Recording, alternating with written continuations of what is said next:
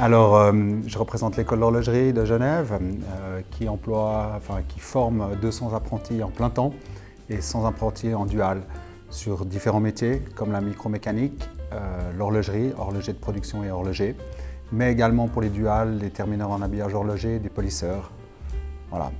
Et un nouvel apprentissage dont on pourra peut-être parler, on en parlait là en préambule, c'est le CFC de qualiticien, qui est une nouvelle formation qui est en place et qui a débuté depuis maintenant 3 ans, c'est la 3e année, et qui a un métier transverse support dans l'industrie horlogère et dans les autres types d'industries techniques. Voilà. L'IFAGE, c'est l'Institut de formation des adultes à Genève. Donc nous, on forme à peu près 10 000 personnes dans 4 secteurs, le secteur de langue, du management, et puis de l'industrie et bâtiment, et puis toutes les technologies de l'information et de la communication. On est actif dans la formation professionnelle et continue, aussi pour les adultes, les CFC, les AFP, donc formation de base, mais surtout dans la formation continue, surtout formation du soir pour les adultes.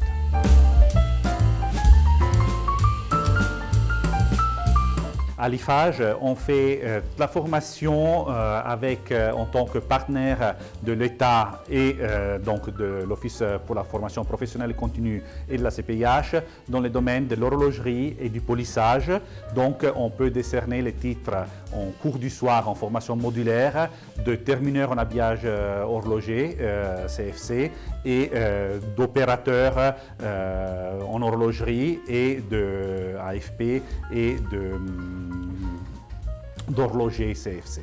Le grand enjeu pour nous, on a une filière, on parlait des horlogers, école d'horlogerie, mais vraiment on a une filière qui est une filière vraiment importante et puis on souhaite vraiment la valoriser, c'est la filière microtechnique, le CFC de microtechnicien, qui est quand même le métier de base qui va fournir toutes les pièces, les fournitures pour les horlogers, mais aussi dans d'autres types de domaines d'activité. Vous parlez de la medtech, vous parlez de biotechnologie. Chaque fois qu'il y a du petit, on a les micromécaniciens. Donc là, on voit bien le lien avec les métiers qui sont présents à l'EPHJ et l'ensemble des sous-traitants qui sont là ou des prestataires de fabricants de machines-outils, moyens de mesure. Je vous parlais des qualiticiens. Voilà, donc là, on a aussi tout un champ où on a des liens avec l'EPHJ. Alors peut-être encore en plus que ça, en formation continue à l'IFAGE, on est en train de mettre en place un brevet de responsable d'atelier qui est ouvert vraiment à tous les métiers techniques. Peut-être si je peux rebondir sur ce que disait M. Scolo, c'est la formation de technicien, on n'en a pas parlé, puisqu'on parlait des formations de type CFC. Formation de technicien, c'est école supérieure, donc c'est une passerelle pour l'école d'ingénieur, mais en diplôme en soi également. C'est une formation compacte qui dure 2 ans. Et puis avec des stages en entreprise, première année, un travail de diplôme en 2e année. Et là, on a aussi des candidats qui sont à la fois des horlogers, des micromécaniciens, mais d'autres types de métiers, comme les automaticiens, des dessinateurs ou des polymécaniciens. Puis là, on voit de nouveau le spectre des métiers de l'EPHJ.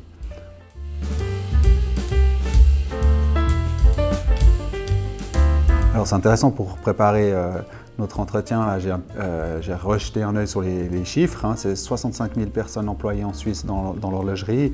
Et puis le dernier recensement fait par la CPIH a annoncé des chiffres 4 000 personnes qualifiées pour 2026 pour faire face au départ à la retraite et puis à l'expansion du marché. Donc voilà, ça c'est des chiffres. Donc on voit que dans ces 4 000 personnes, il y a l'IFAGE qui forme, il y a les écoles d'horlogerie, il y a l'école d'horlogerie de Genève, mais les autres et les entreprises aussi qui sont formatrices de métiers duals.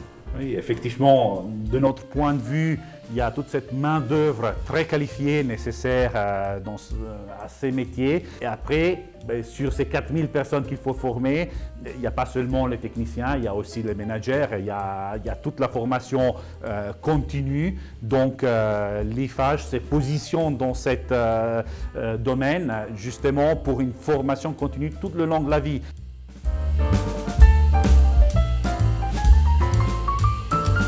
Ça apporte à l'institution, mais ça apporte aux élèves également, parce que les élèves, ils voient l'écosystème dans lequel ils vont évoluer. Là, on est au cœur du lieu. Il y a peut-être Mérin encore, mais vraiment là, on y est. Ce que ça apporte, voilà, cette visibilité, cet intérêt pour les élèves.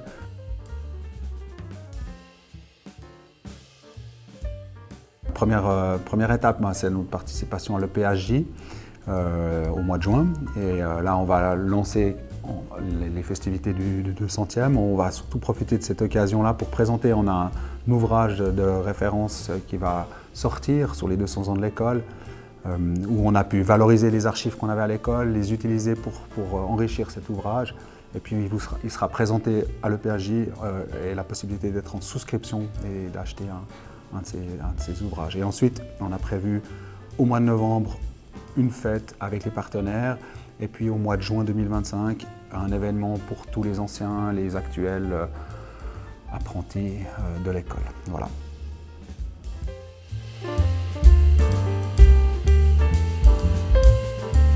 L'élément qu'on voit dans la formation, c'est que toute personne sera confrontée à un nouveau outil qui arrive. Les métiers peut-être ne changeront pas fondamentalement, peut-être oui, mais cet accompagnement à l'innovation, voilà, c'est le but d'avoir une institution comme l'IFAGE.